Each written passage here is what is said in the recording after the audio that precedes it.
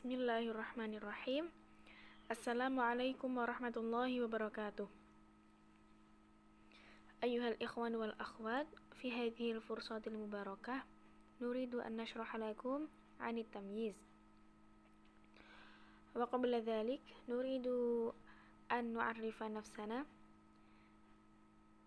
Nahnu minal firqatis sabi'ah allati tatakawanu min hibatin wafirah wa imma iyanal fitriyah.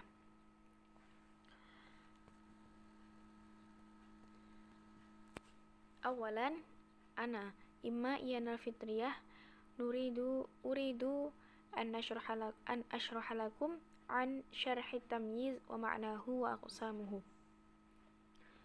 At-tamyizu huwa al-ismul mansubul mufassiru imbahama minadh-dhawat wa la yakunu illa nakirah wala yakunu illa ba'da tamamil kalam, nahwu qaulika ishtaraitu 20 qalaman.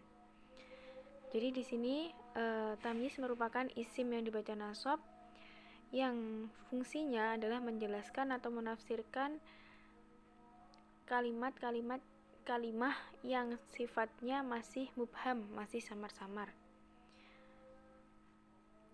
Wala yakunu illa nakiratan. Dan tamyiz itu adalah isim nakirah, wala yakun illa ba'da tamamil kalam. Jadi tamyiz itu merupakan isim mansub yang terletak pada kalam yang masih belum tamam, masih belum lengkap. Sehingga dengan adanya tamyiz ini, maka suatu kalam akan menjadi tamam atau sempurna. Contohnya, nahwu ishtaraitu 20 qalaman. Di sini ishtaraitu merupakan fi'il dan fa'ilnya adalah dhamir mutasil tu yang takdirnya adalah ana. 20 di sini merupakan maf'ul bih. Kemudian qalaman di sini merupakan tamyiz yang mana dia menjelaskan kata sebelumnya, yaitu kata 20. Sekarang kita coba menghilangkan qalaman, maka ishtaraitu 20, maka ketika kita menghilangkan qalaman, di sini kalimatnya, jumlahnya itu bukan kalam yang tamam, akan tetapi kalam yang sifatnya masih naqis.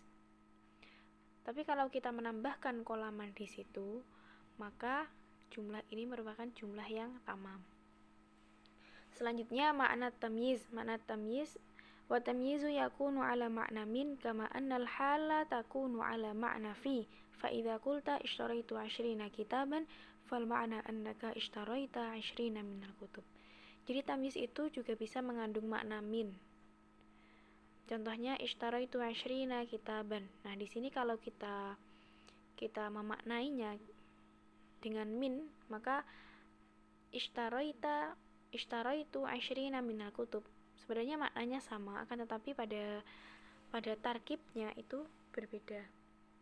Jadi letak perbedaannya itu pada tarkib atau susunan kalimatnya. Yang satu menggunakan tamyiz, yang satunya menggunakan harful jar, yakni min. Lanjut, wa tamyizu qismani. Tamyiz dibagi menjadi dua. Tamyizu dzatin wa yusamma tamyiza mufradin aidon. Yang pertama, tamyiz dzat yang disebut sebagai tamyiz mufrad. Wa tamyizu nisbah, yang kedua adalah tamyiz nisbah, wa yusamma tamyiz jumlah. Jadi tamyiz nisbah itu disebut juga sebagai tamyiz jumlah.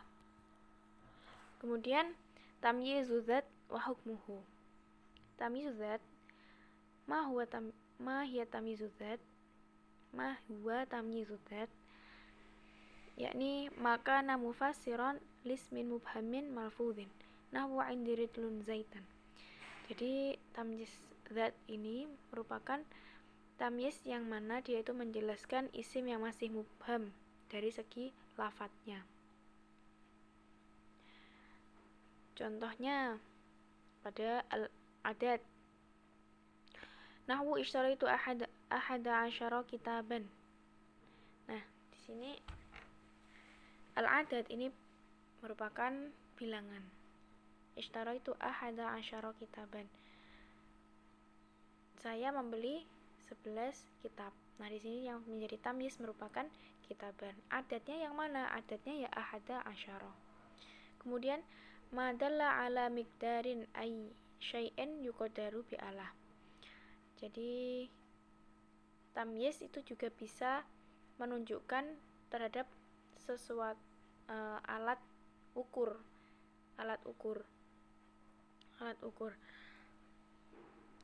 Contohnya dengan misahah. Wahwa imma misahatun nahwu. Wahwa imma misahah aw waznun aw kailun aw miqyas. Nahwu indi dhira'un jaukhon. Saya memiliki 1 dhira' jaukhon. Seperti itu. Kemudian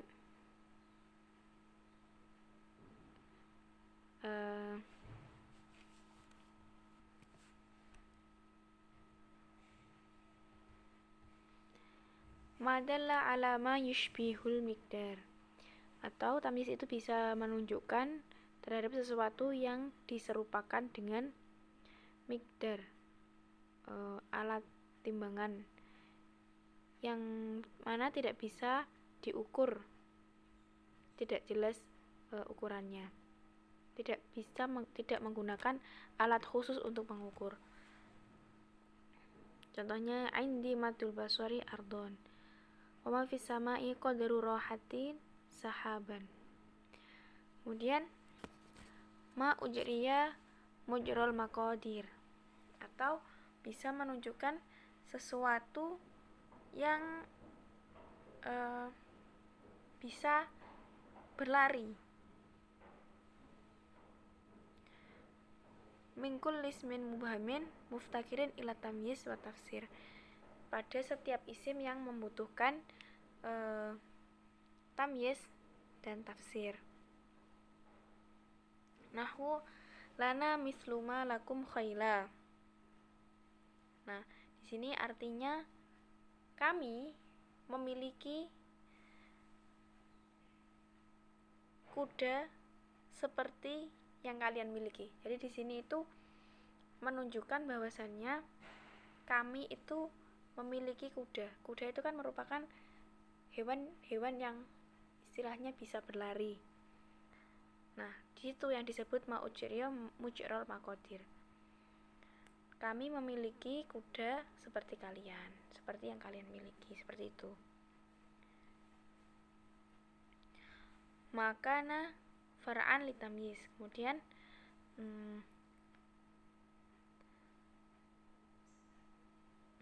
tamyiz yang merupakan furu' dari kalimat sebelumnya. Contohnya indi khatimun fiddah. Saya memiliki cincin yang cincin emas, seperti itu. Nah, emas di sini kan merupakan istilahnya kata furu' dari cincin. Kemudian hukmu tamyiz adzat annahu yajuzu nasbuhu wa yajuzu jarruhu bimin wa bil idhofah. Hukum tamyiz secara zatnya itu boleh dibaca nasab, boleh dibaca jar dengan syarat menambahkan huruf min atau dengan mengidhofahkannya.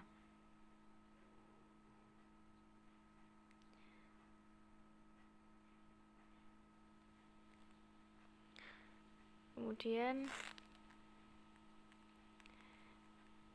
tamyizun nisbah wa anwa'uha. Tamyiz nisbah maka mufassiran li jumlatin mubahamatin nisbati. Jadi tamyiz nisbah itu merupakan tamyiz yang digunakan untuk menafsirkan jumlah yang sifatnya masih mubham, sifatnya masih samar-samar. Contohnya hasuna ali khuluqan wa mala Allahu qalbaka sururan. Nah, di sini kalimah jumlah yang pertama hasuna ali khuluqan merupakan jumlah yang sifatnya masih mubham.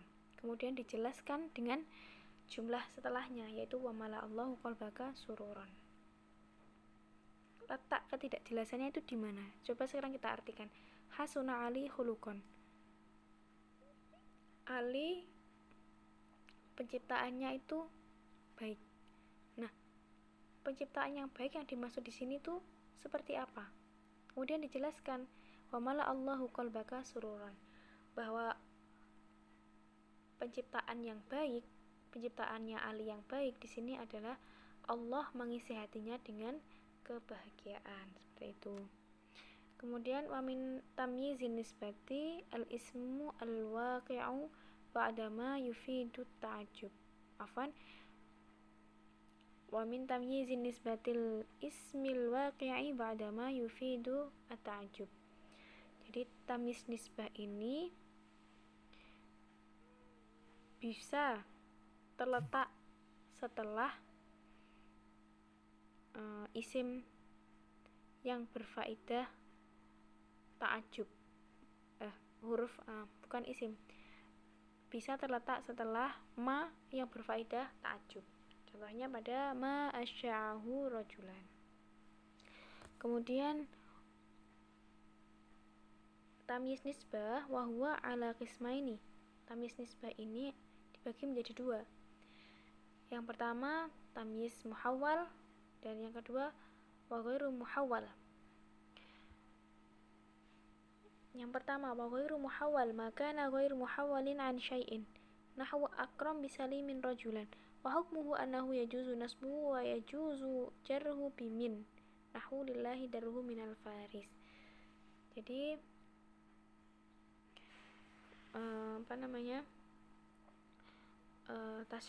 tamyiz ghairu muhawwal ini merupakan tamyiz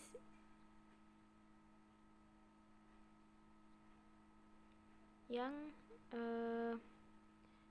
boleh dibaca nasab, dibaca jer, boleh dibaca nasab, boleh dibaca jer dengan menambahkan min. Contohnya lillahi darruhu min faris.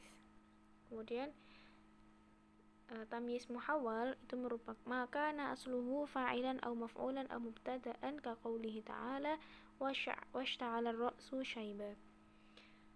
Tamyiz muhawwal ini merupakan tamyiz yang aslinya itu dia berkedudukan sebagai fa'il atau maf'ul atau mubtada. Contohnya pada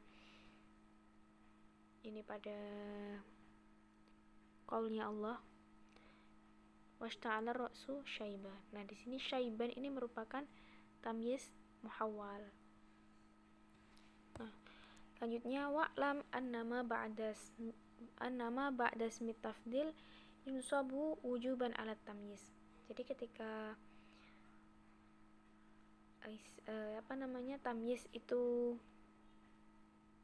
terletak setelah isim tafdil, maka dirinya itu wajib dinasabkan, kecuali jika dia itu bukan isim jenis dengan setelahnya. Contohnya anta a'la munzalan. Nah, di sini kan a'la merupakan isim tafdil. Anta dan manzalan ini bukan isim jenis, sudah beda jenis. Manzalan dan anta. Kemudian fa in kana min jinsi ma qablahu wajaba jarruhu bi idhofatin. Dan ketika dia ini dari isim yang satu jenis dan yang terletak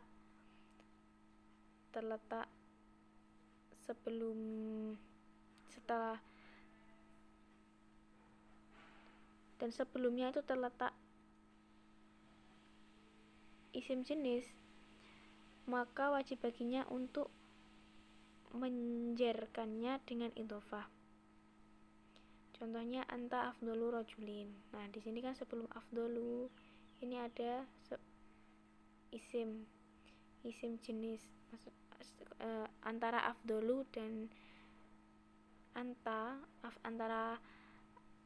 anta dan rajulin ini merupakan isim jenis. Anta dan rajulin ini merupakan isim jenis. Kemudian illa idza kana af'alu mudhafan li ghairi tamyiz. Kecuali ketika af'alu ini berupa mudhaf yang dimudhofkan kepada selain tamyiz.